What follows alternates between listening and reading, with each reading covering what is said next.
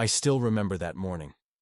The kind of morning that should have started with coffee, sunlight creeping through the blinds, and the lazy chatter of sparrows in the yard. But instead, it began with the metallic clang of hammers. At first, I thought it was just some distant roadwork. Yet when the rumble grew and the earth beneath my slippers began to tremble, I knew better. I stepped onto my porch, half awake, mugless, blinking at a horizon I didn't recognize. Across the tree line where my grandfather's old hayfield used to live, a small city was being born. 9 houses already half-framed, walls rising like weeds. Bulldozers flattened more ground while the non-stop rhythm of nails beating wood replaced the quiet hum of crickets. For one surreal heartbeat, I thought I was dreaming. Then my eyes found a banner snapping in the breeze.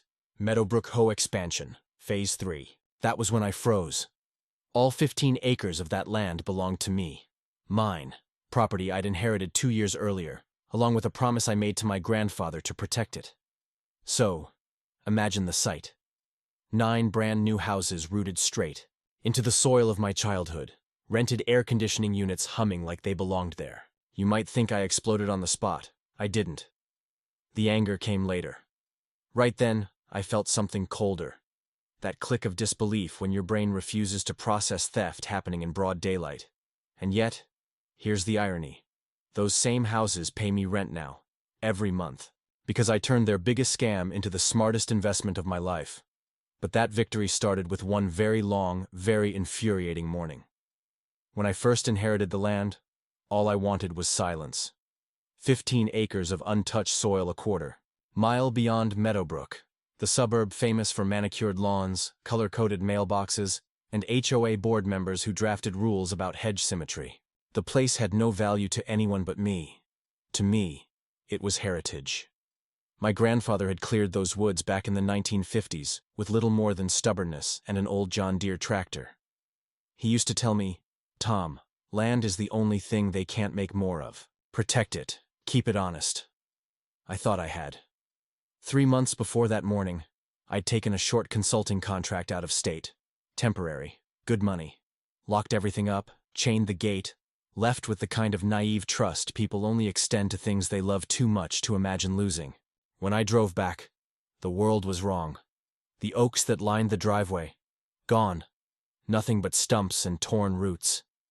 The field where Grandpa's barn once stood, paved, and the creek that sang behind the cabin, ripped open, forced through a storm drain. And there, on top of it all, stood the skeletons of 9 identical homes. Their windows gleamed in the sunlight, cruel and oblivious. At first, I tried to rationalize. Maybe the county had a new project, maybe a developer overshot. But as I got closer, reality arrived with a gut punch. The signs, the layout, the cookie-cutter paint palettes, it was all Meadowbrook HOA. I marched onto the site, ducking under bright yellow tape that suddenly meant nothing. Workers shouted over each other, trucks wheezed, cranes swung beams like it was their ground. At the center of the chaos, a man in a hard hat leaned over blueprints on the hood of a truck. "Morning," I called out, trying to sound civil. "Mind telling me what's going on here?" He glanced up, irritated at the interruption. Phase 3 of Meadowbrook Estates. 9 new family units, all HOA approved. You'll need to stay behind the tape, sir. "There is no Phase 3, I said, walking closer. "This land isn't HOA property. It's private." He frowned, like I'd just misread a stop sign. "All of this was approved by the board. We've got permits." That word hit me like gravel to the teeth. "Permits?" I snapped. "Who signed them?" He rifled through pages on his clipboard and pointed. "Meadowbrook HOA. President, Linda Prescott." The name was legend around here. Linda Prescott, the suburban monarch, crowned queen of the HOA kingdom. Her reputation was half PTA mom, half Bond villain, known for enforcing lawn heights with military precision, banning Christmas lights after 9 p.m. And finding a guy for painting his mailbox the wrong shade of beige. But this? This wasn't a fine. This was a land grab. "You're trespassing," I said. He gave a small laugh. "Take it up with the HOA office. I just build what they tell me." Then he walked away, leaving me standing in the churned-up earth that once grew my grandfather's crops. Something very old and quiet in me hardened. That night, sleep refused to come. I pulled out every deed, survey, and tax receipt. I could recite the legal description by heart. Lot 18, parcel 47B13, beginning at the old maple at the north corner. My boundaries were clear, my taxes paid, my title file flawless. Every inch of those houses sat squarely inside my lines. The next morning, I drove to the county recorder's office. Vince, the clerk, had known my family for decades. When I showed him my documents, his frown deepened with each page. "Huh," he muttered. "This says your property was reclassified last year under a community expansion overlay." Reclassified by who? He scrolled through his monitor, jaw tightening. Signature reads, Linda Prescott. Something icy crawled down my spine. She forged it. Vince's voice dropped. "If you didn't sign off, that's a felony waiting to happen. You might want to get a lawyer before she does." By the time I stepped back outside, my pulse felt like gunfire in my ears. The construction. Noise greeted me when I got home. Nails, drills, compressor wheeze. I stood on the porch, watching strangers profit off my legacy. I picked up the phone and called the HOA. A receptionist answered in that sing-song robotic tone every HOA worker learns in their first week. "Meadowbrook Estates, this is Carol. How may I assist you today?" "This is Tom Bennett," I said flatly. "I own the land adjacent to your subdivision and need to speak with your president." "Please hold." Clicks, soft music, and then her voice, too sweet to taste. "Mr. Bennett," she purred. "I've been expecting your call." "Then you know you're building on private property," I said. A pause, then a calm, mock-sympathetic laugh. "Oh, that's what this is about. Mr. Bennett, your deed uses the old survey line. That parcel was annexed under our boundary plan last year, perfectly legal. Annexed without the owner's consent? I don't need to educate you on property law. You're welcome to file a complaint, but construction will proceed. Have a lovely afternoon." The line went dead. That was when anger became calculation. That night I grabbed a flashlight and walked the perimeter myself. The moon hung low, catching fresh tire ruts in the red dirt. I photographed everything: stakes, boundary signs, GPS coordinates, all of it cataloged. At the far end, I found it, half buried in mud, beneath a new metal sign that read, Phase 3 Boundary Line, my grandfather's survey marker. Weathered, carved by hand, 50 years old, and exactly where it was supposed to be. Proof etched in wood. I whispered to the dark, "You picked the wrong land, Linda." The next morning, I decided I'd bring the fight straight to her. The Meadowbrook HOA office looked exactly like what you'd expect from a suburban autocracy. Beige bricks, trimmed hedges cut into cubes, and a parking lot so neatly lined it felt tyrannical. Every sign declared, "Resident parking only. Violators will be towed." Inside, it smelled like disinfectant and expensive candles. The receptionist at the desk gave me a plastic smile that tried too hard. "Do you have an appointment?" "I don't," I said, "but she's about to want one." A few moments later, the office door opened, and there she was. Linda Prescott, the woman, the myth, the HOA dragon in pearls, short blonde bob, bright pink blazer, clipboard practically part of her anatomy. Her smile was precise, practiced, photo-ready arrogance. "Mr. Bennett," she exclaimed, like we were old friends meeting by chance. "What a surprise." "Not as surprised as I was," I replied when I found 9 houses built on my land. Her smile didn't fade. If anything, it got colder. "Oh, that misunderstanding again. You see, that property was rezoned last year as part of the community's expansion plan. I assumed you had been notified." "Notified? You mean the fake survey you filed at the county office?" Linda raised an eyebrow. "Fake? That's a serious accusation." I placed the folder on Thedable and slid a copy of my original deed toward her. "Not as serious as building multi-million-dollar homes on someone else's property." She didn't even glance at it. "Mr. Bennett, let's be reasonable. The community needs growth. Your land was underutilized, overgrown. Frankly, we've improved it. This development will raise property values for everyone." "Everyone except me," I said. Linda sighed, tilting her head in mock sympathy. "You don't understand how zoning works. These things happen all the time. You should be thanking us. The HOA has turned your unused field into a neighborhood. My jaw tightened. That's not a neighborhood, Linda. That's grand theft with landscaping. Her tone sharpened instantly. Careful with your words, Mr. Bennett. The HOA can pursue defamation if you continue spreading false claims.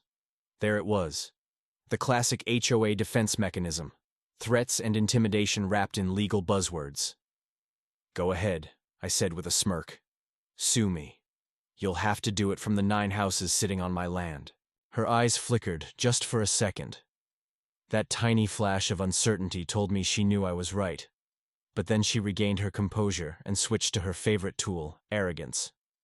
You're welcome to bring your concerns to the next HOA meeting, she said sweetly. But construction will continue. It's in everyone's best interest. Oh, I'll be there, I replied. And I'll bring the best interest of the county recorder, a real estate lawyer, and about 20 angry homeowners when they find out what you've done. That's when her smile finally cracked. She stepped closer, lowering her voice. You don't know who you're dealing with, Mr. Bennett. I've been president of this HOA for 15 years. People around here trust me. No one's going to believe your little story. I leaned forward slightly. We'll see who they believe when the headlines read, HOA, President builds luxury homes on private land. Her cheeks turned pale. Then, without another word, she turned and stormed back into her office, slamming the door behind her. The receptionist gave me a nervous glance. Sir, please relax, I said, gathering my papers. You'll probably want to find a new job soon. That was the moment I knew the war had begun.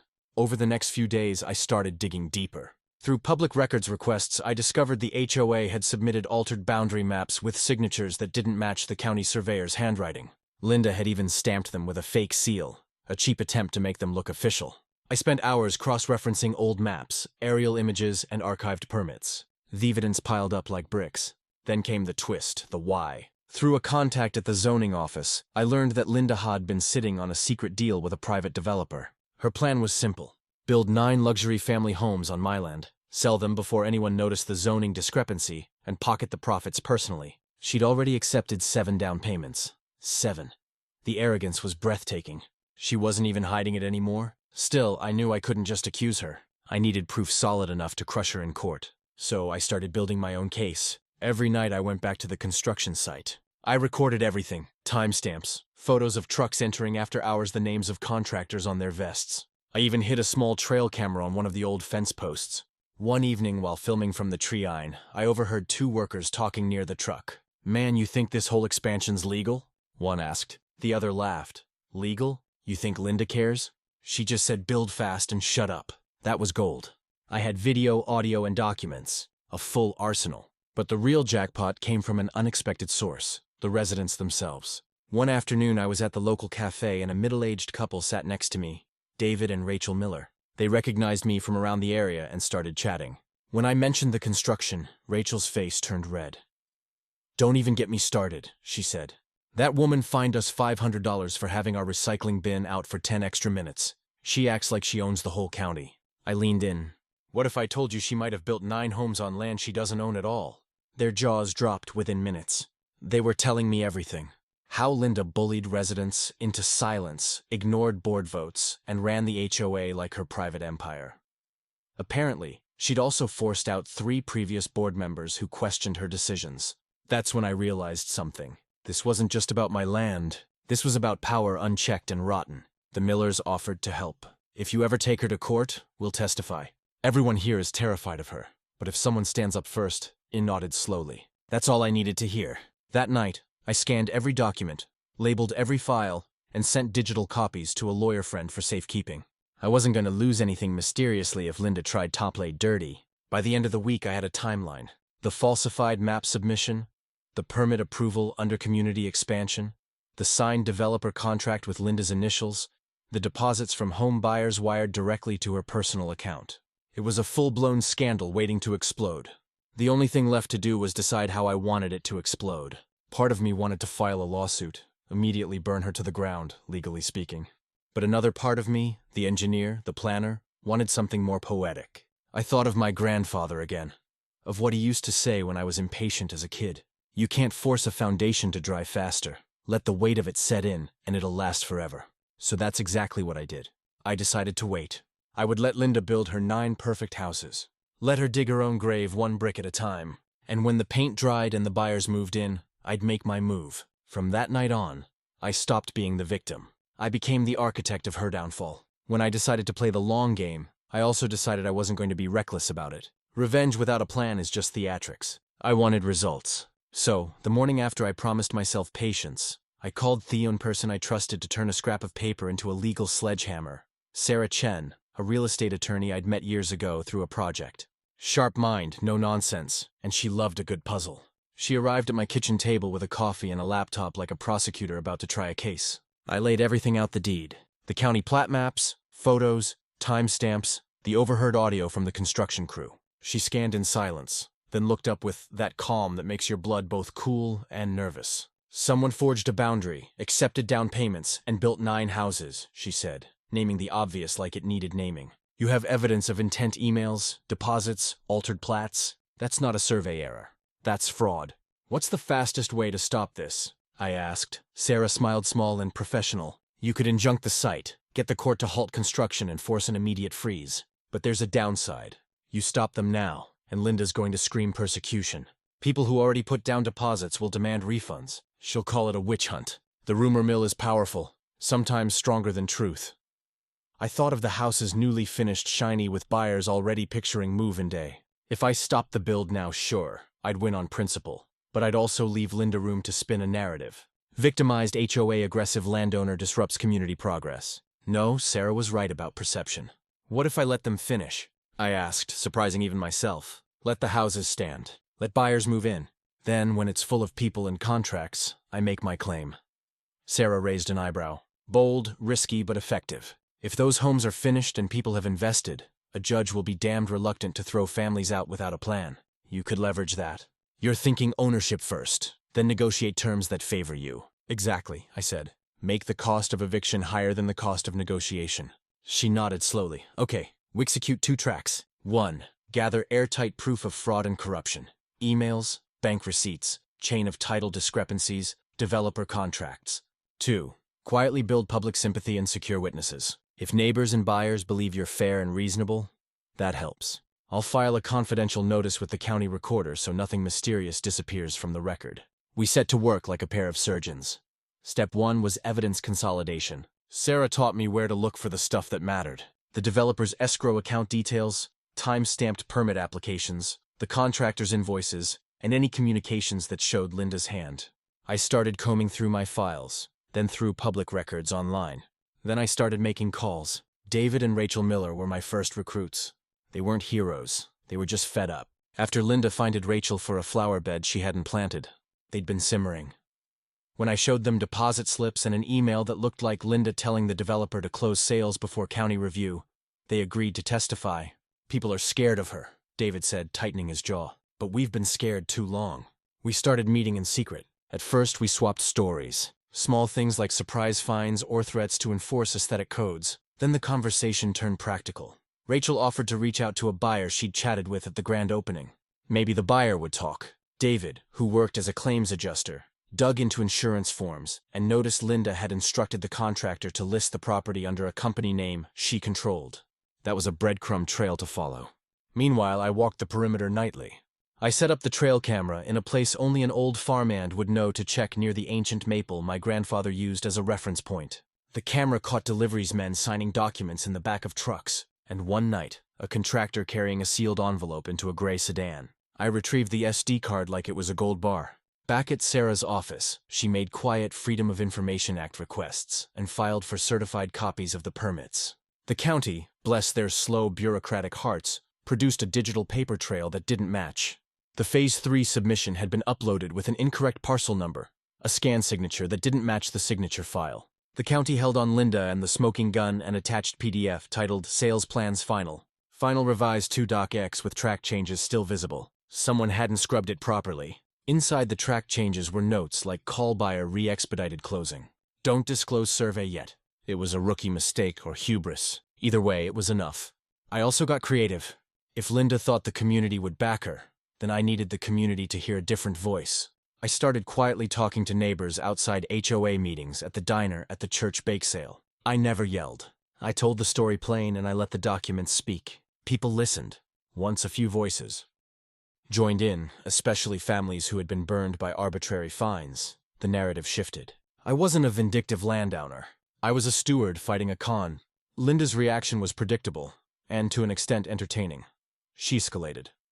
She put up a sign at the development Meadowbrook expansion community first. She held a press-friendly groundbreaking celebration and invited a local real estate blogger to take photos. She leaned into optics, smiles, handshakes, cupcakes, but her emails and the trail camera footage sat like rust under the paint. She also tried the intimidation route. I received an anonymous letter folded with the perfunctory threat. "Drop it, Tom. This is bigger than you." Her people tried to buy silence contractors' offers to settle with cash, and a late-night message left in my door that someone had taken care of the boundary markers. Someone had indeed tried to rip my grandfather's old wooden peg from the earth, but they did it clumsily, leaving the post splintered and a smear of white paint that matched the back of a Meadowbrook maintenance truck. I photographed the damage, logged the incident with the county, and pasted it into a file she couldn't deny. The most audacious move was a private message from a developer liaison, probably thinking it would intimidate me. "We can make this go away," the message read. "We can compensate. Think pragmatically." My reply was simple. No compensation. Transfer the lots to my name or I'll take what the law allows. Then Linda called. Her voice was cool, the patronizing tone back in place. "Mr. Bennett, I'm trying to resolve this quietly." "No need to make waves." "Quietly?" I laughed. "You built 9 houses on someone else's land. Quiet isn't on the menu." She hung up. By the time the houses neared completion, I had enough evidence to choke a courthouse. Sarah filed a sealed notice with the county flag suspicious transactions with the State Real Estate Commission and prepared a packet for the buyer's attorney, because if buyers were being defrayed, they'd be allies too. I could feel the tempo shift. Linda's smirk was getting tighter. Her moves were faster and sloppier, like someone trying to outrun a collapsing bridge. Meanwhile, my moves were methodical documents, copied witnesses, prepped a public story, beginning to form that favored fairness over chaos. And beneath it all, the trap was forming exactly as I'd planned. Let them finish the houses. Let them take the deposits. Let them stand proud at a ribbon cutting. Then, when the foundations were set and the mortgage papers sent, I would step into the middle of their parade and hold up a stack of deeds that would not be ignored. I slept better, knowing that when everything finally came to light, it wouldn't be a rant against a bully. It would be a legal, undeniable accounting of what had been taken. The difference, I told Sarah, between cheap revenge and justice is evidence. We were stacking evidence like bricks. Now, the question was only timing. The houses were almost done.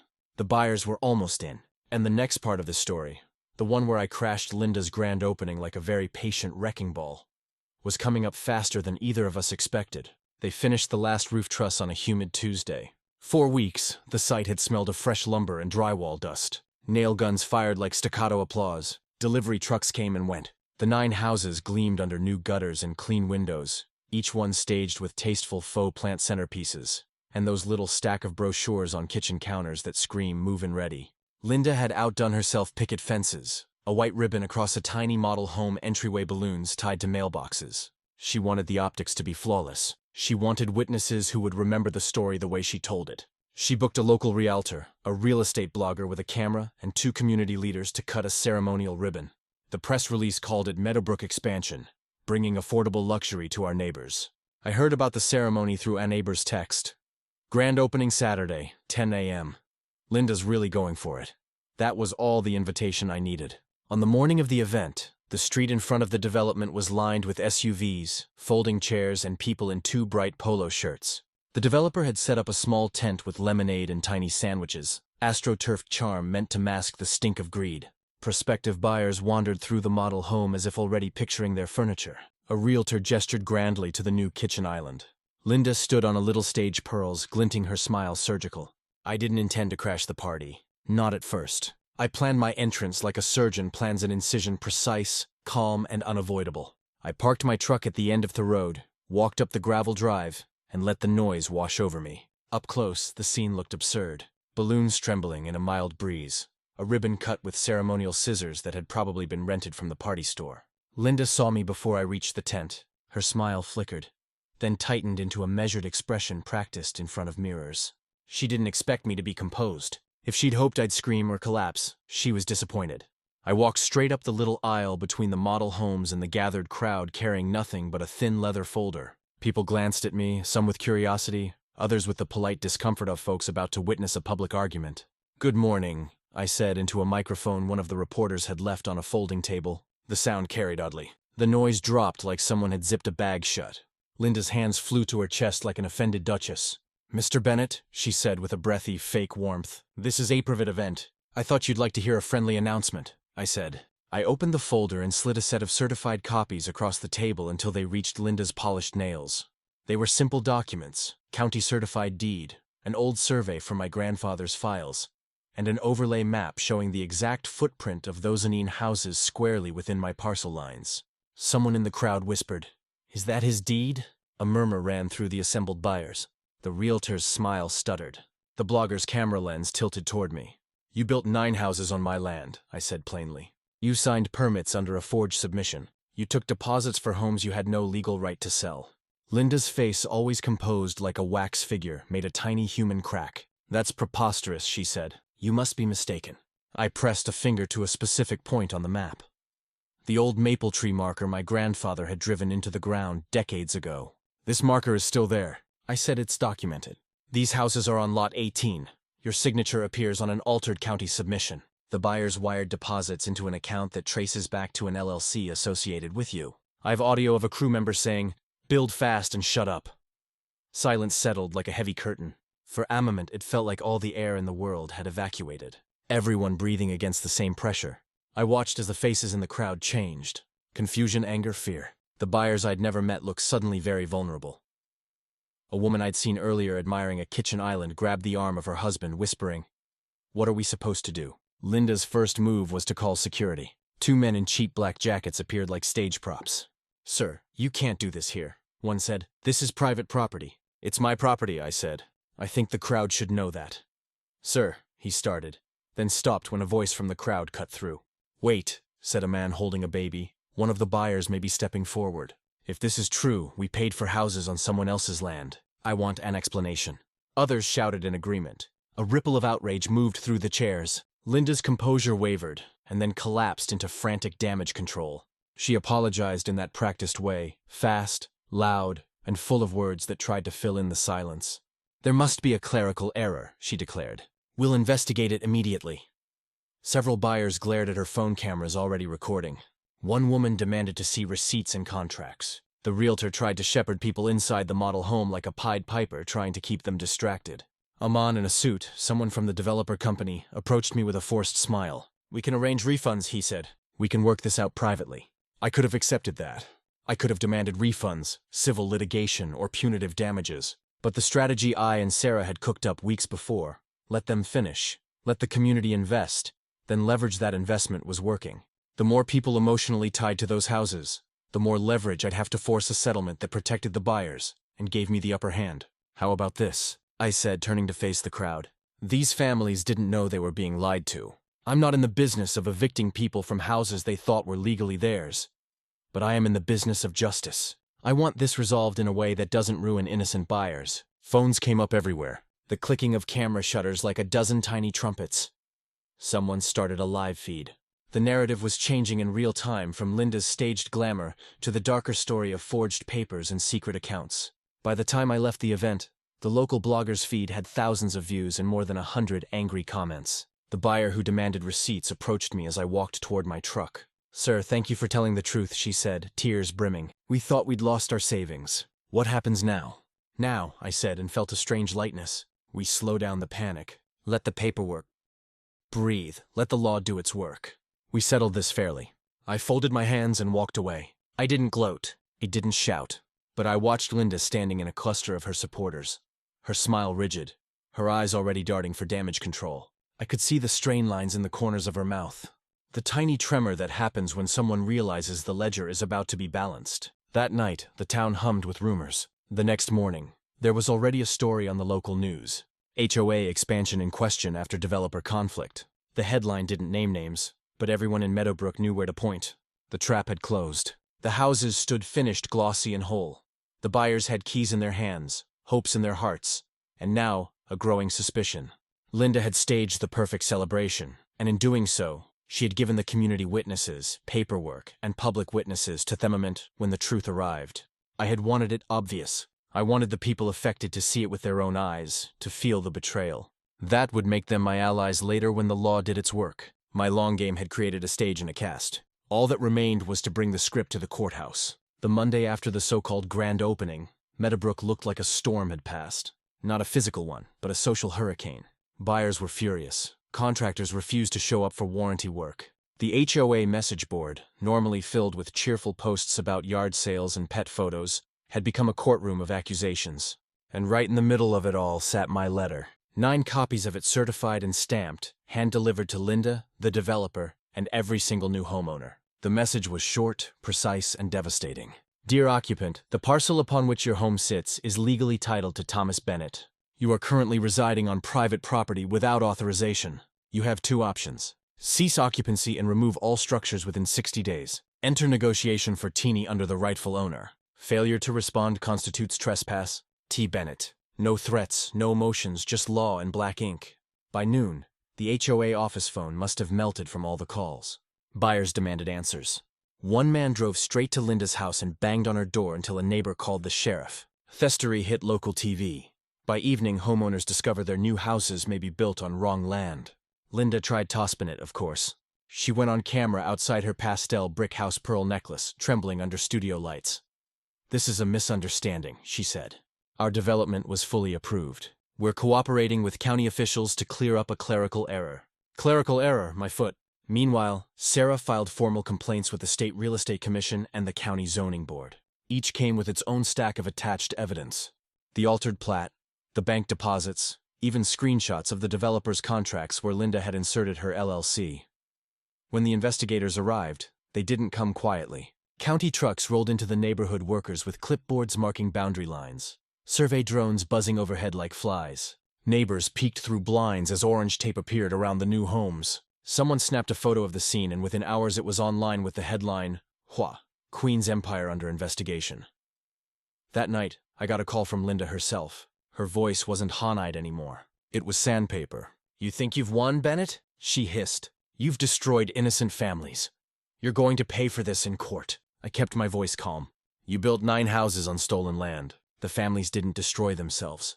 You did. You're a cruel man, she spat. You could have kept this quiet. We could have worked something out. I tried quiet, I said. You ignored quiet. She hung up, but not before muttering something about making calls at the county. I almost laughed. She still believed she had influence left.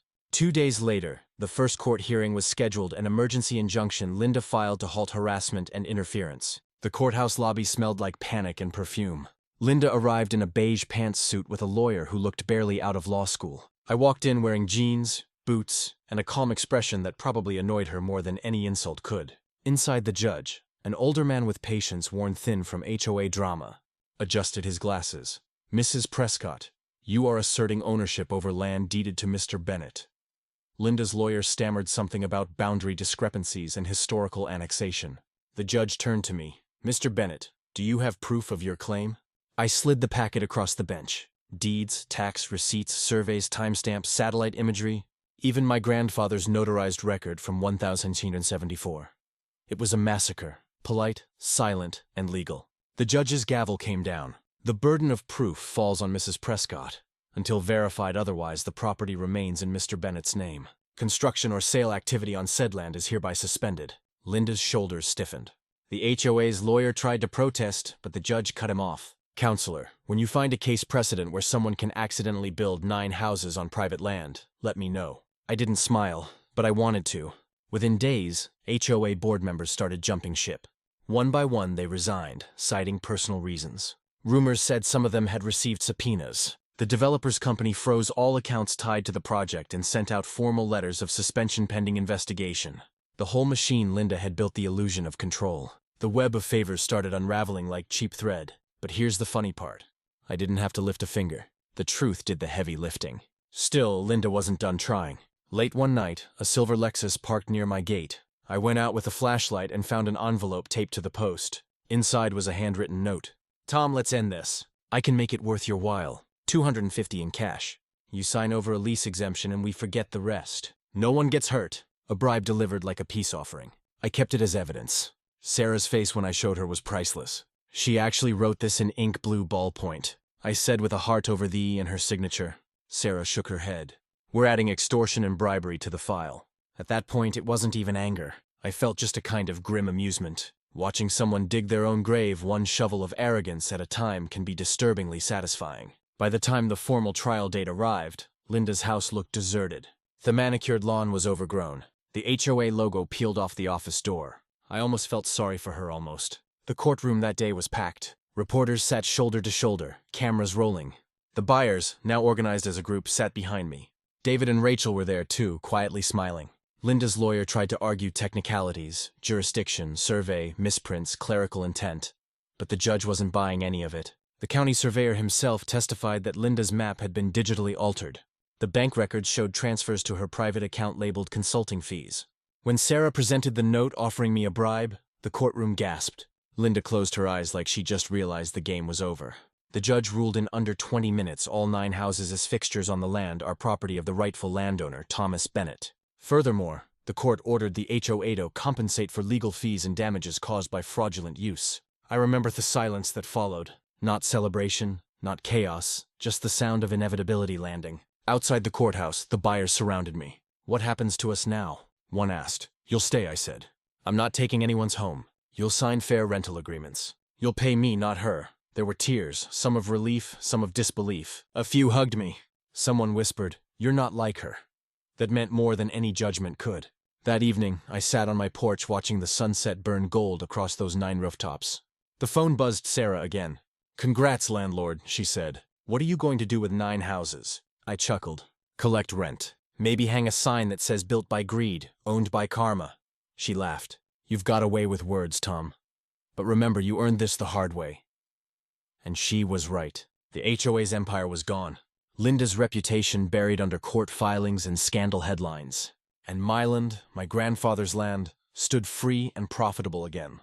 Still, I wasn't gloating. Revenge wasn't the victory, ownership was. That night, as the cicadas sang outside and the cool wind swept through the fields, I opened a new bank account labeled Meadowbrook Rental Income. The first deposits would come soon enough. And somewhere in the quiet dark, I could almost hear my grandfather's growly laugh saying, "Told you, boy. Land's the only thing they can't make more of." The news broke before I even had time to drive home from the courthouse. My phone buzzed non-stop calls from reporters, texts from neighbors, and one particularly dramatic voicemail from a local radio host who wanted to get the exclusive from the man who outsmarted the HOA. I ignored them all. I just wanted silence. The quiet satisfaction that comes after months of fighting tooth and nail and finally winning. But as it turns out, winning a war of paper doesn't end when the judge bangs the gavel. It's what happens after that separates the smart from the spiteful. That evening, I met with Sarah in her office to draft the next step.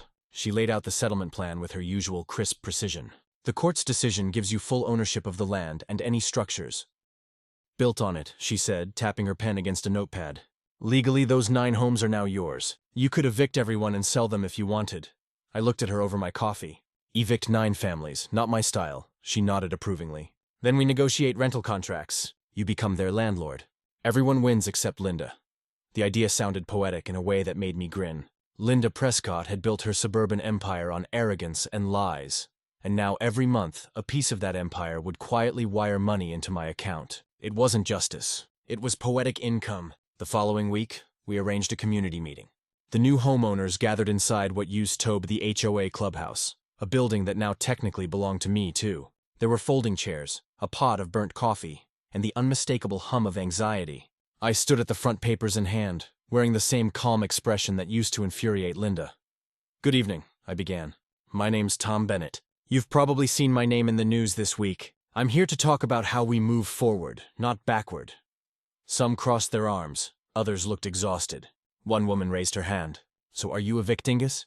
I shook my head. "No, I'm offering you something better security. You can stay. I'm not here to punish anyone. You were lied to, same as I was." That got their attention. I laid out the new contracts, 5-year leases at $2,500 a month, which was well below the local market rate for new homes of that size. The rent goes toward maintaining the properties and settling the damage caused by the previous HOA administration. I said, "In short, you get to keep your homes and I get compensated for what was taken."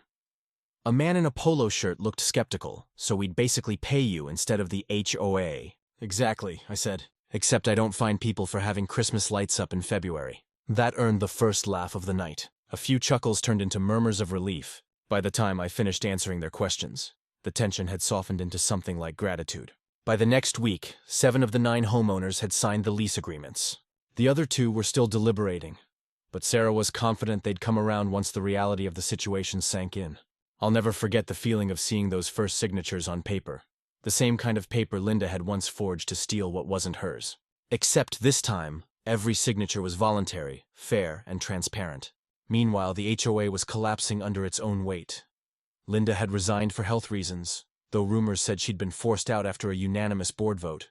Their remaining board members scrambled to distance themselves from her, issuing public apologies and even offering to help with transition paperwork. The phrase Meadowbrook expansion scandal became a permanent stain on every Google search tied to the community. Local news stations aired segments calling it a landmark case in HOA accountability.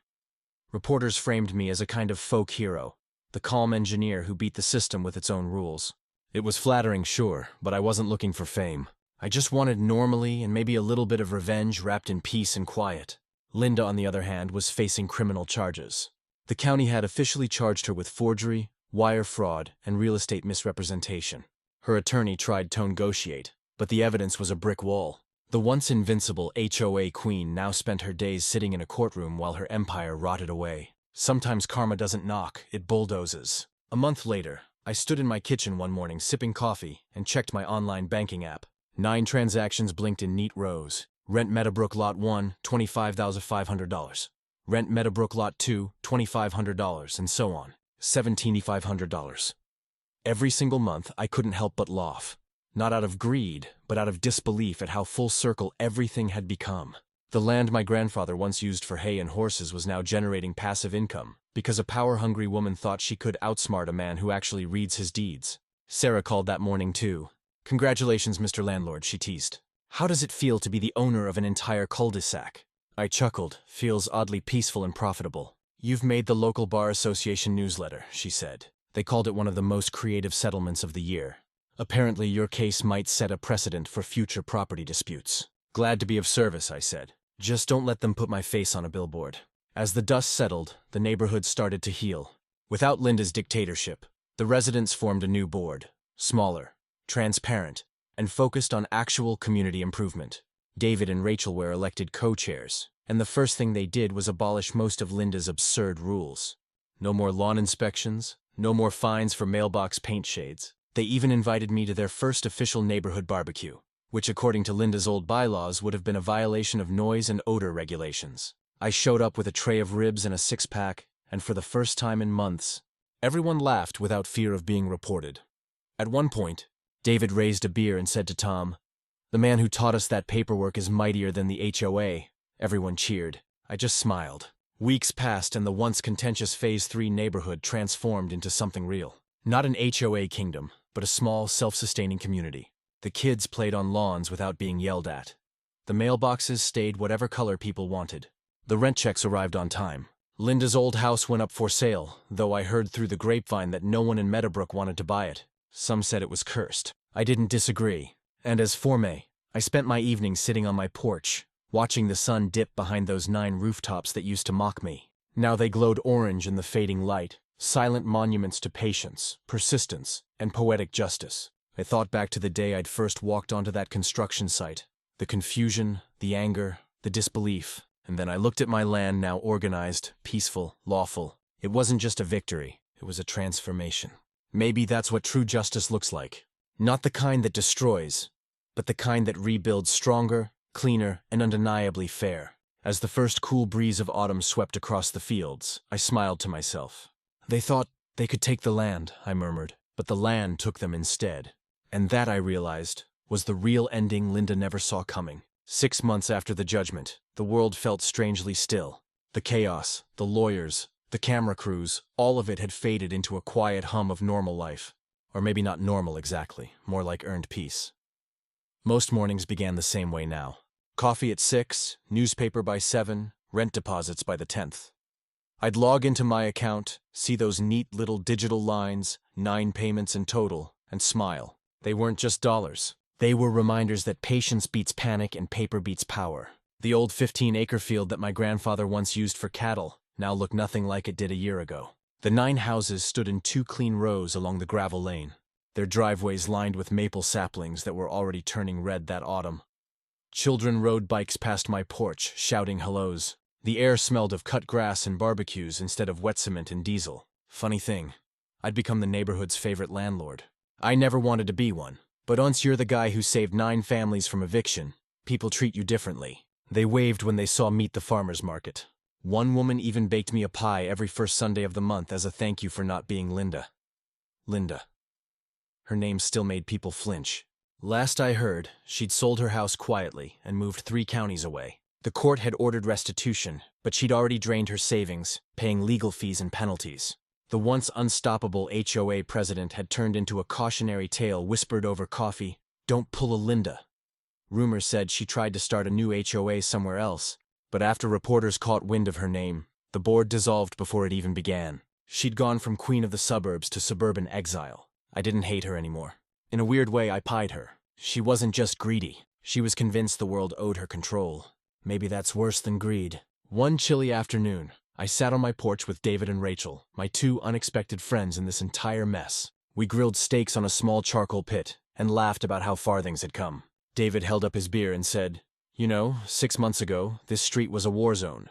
Now it feels like a neighborhood again." Rachel nodded. "You could have kicked everyone out." "You didn't. That's rare." I shrugged. My grandfather used to say, "You can't build fences higher than your conscience." He believed in fixing what's broken, not burning it down. They both smiled. "Still," David said, 17 grand a month for just existing.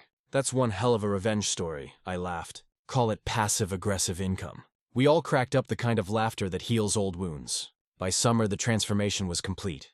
The county officially reclassified the development under my ownership, renaming it Bennett Grove. I didn't choose the name, Thersidence did as a surprise. They even installed a wooden sign at the entrance. "Welcome to Bennett Grove Community, built by mistake, saved by patience." I nearly choked on my coffee the first time I saw it. They also invited me to their new Community Appreciation Day, which was really just an excuse to throw a massive barbecue and laugh about everything we'd survived. The kids made handmade thank you Tom banners. There was music, food, and not a single HOA fine in sight. At one point, a middle-aged man came up to me, one of the home buyers I hadn't spoken to much before. He shook my hand and said, "You know, I thought you'd be bitter, but you're probably the calmest man I've ever met." I smiled. "That's because bitterness is expensive. Patience pays rent." The truth is, wealth wasn't what I'd been chasing. What mattered most was reclaiming the story. My family's land, my name, my peace. The houses were just the physical proof that I'd done it right. Still, I couldn't help but appreciate the irony. The hoe that tried to bury me under bureaucracy had accidentally built me a retirement plan. Each month's rent went into a separate account. From that, I funded a few personal projects, things I'd always put off. I built a small lakeside cabin at the far end of the property, the one my grandfather always dreamed of. It had cedar walls, a wide porch, and an old rocking chair where I spent my evenings watching the light change over the water. I planted fruit trees, apple, pear, cherry, not for profit, just because it felt good to grow something real again. Sometimes the new residents would visit. The kids helped me plant the trees, chasing each other around with watering cans. On weekends, David would come over to fix something, and Rachel would bring her famous potato salad. It wasn't just property anymore, it was community. A few months later, I got a letter from the County Board of Planning. At first, I thought it was another bureaucratic headache, but when I opened it, my jaw dropped. A developer, not the same crooks as before, had offered to buy the entire property, including all 9 houses for triple its market value. Apparently, Bennett Grove had become prime real estate because of all the media attention. They wanted to turn it into a heritage-smart neighborhood. Triple. I read the offer twice, then folded it neatly and stared out the window for a long time. It wasn't about greed, it was about legacy. I thought of my grandfather, of all those years he worked this land, of how I'd fought to protect it. Selling would be practical and poetic in a way. Linda's empire had tried to steal from me, and now her very failure had made the land more valuable than ever. A week later, I signed the deal. After all taxes and fees, I walked away with a multi-million-dollar check and zero debt. The buyer shook my hand and said, "Mr. Bennett, it's been an honor working with someone who understands patience." I smiled. Patience is what built this place, literally. When the new owners took over, they invited me to cut the ribbon at the ceremony. I stood there, scissors in hand, surrounded by cameras again. But this time, it was different. There were no lies, no forged maps, no fake boundaries, just clean lines, honest work, and the faint smell of barbecue drifting from somewhere down the street. As the ribbon fell, I felt something loosen in my chest. Closure. That night, I returned to my cabin by the lake. The water rippled under the orange glow of dusk. I poured myself a glass of bourbon, leaned back in the rocking chair, and listened to the crickets start their evening chorus. I thought about everything that had happened. Thales, the lawsuits, the laughter that came after. I realized I didn't just win a case. I'd rewritten a story. The same land that had nearly been stolen had now become the foundation for my freedom. The same woman who thought she could crush me had unknowingly built my fortune. Somewhere out there, Linda was probably still fuming, still blaming the world for her fall. And maybe that's the difference between us. She fought to own people. I fought to protect what was mine and somehow ended up with both peace and profit. I smiled to myself and whispered, "You did good, Grandpa." Yorley did. The moon rose over the water, silver and perfect. The reflection shimmered across the surface like a mirror of everything that had come full circle. And for the first time in years, I didn't feel angry or proud or vindicated. Just content, because sometimes karma doesn't hit hard. It just pays rent on time. If there's one thing this entire ordeal taught me, it's that patience and proof are stronger than rage and noise. When the HOA took my land, my first instinct was to fight fire with fire, to yell, to threaten to tear everything down. But anger burns fast. Paperwork lasts forever. In the end, I didn't win because I was louder. I won because I was right, and because Iniver let them drag me into their chaos. What Linda tried to steal with arrogance, I reclaimed with calm. Every signature, every record, every photograph. They were bricks in a wall of truth that no one could knock down. So, here's the lesson. Protect what's yours, but protect it smartly. Know your rights. Keep your receipts. Learn the system better than the people who abuse it. Because power isn't always in money titles or committees. Sometimes it's in one man quietly saying, "No, that's mine," and proving it line by line. And maybe the sweetest revenge isn't seeing your enemy lose. It's watching justice turn their greed into your steady paycheck. To anyone out there who's ever been bullied by an HOA, a boss, or a self-appointed Karen who thinks the rules don't apply to them, stay calm, stay sharp, and never underestimate the power of patience. I turn theft into income chaos, into community, and revenge into rent. If that's not poetic justice, I don't know what is. Now tell me in the comments, have you ever stood your ground against someone who tried to take what's yours? And don't forget to subscribe because more HOA karma stories are coming.